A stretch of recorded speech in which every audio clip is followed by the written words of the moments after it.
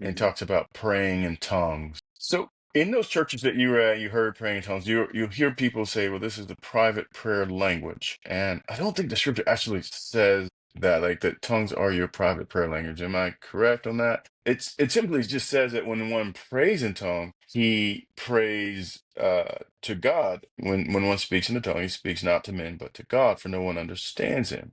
Right, and it says, goes on to say that the one who speaks in the tongue builds up himself, but the one who prophesies builds up the church. And he says, "Now I want you all to speak in tongues, but even more to prophesy." So he's already placing, first of all, tongues and prophecy on the scale, and he says, tongues isn't that important. And he is talking about it in the context of corporate worship. He's not talking about personal devotional prayer life.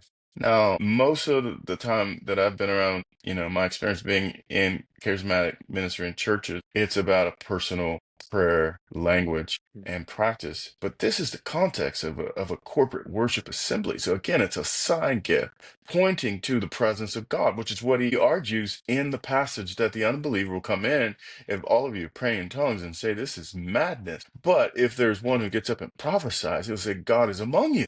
And so it's again a sign and points to a sign. The last thing I want to say, and this is probably what